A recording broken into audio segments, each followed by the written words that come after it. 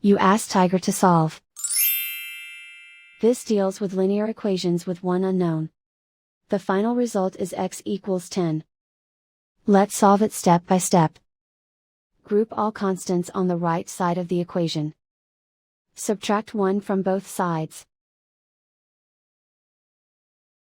Simplify the arithmetic.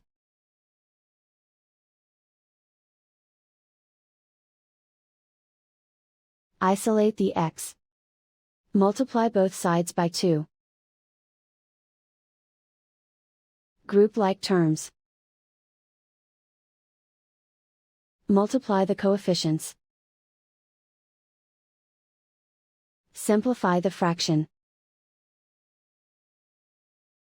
Simplify the arithmetic.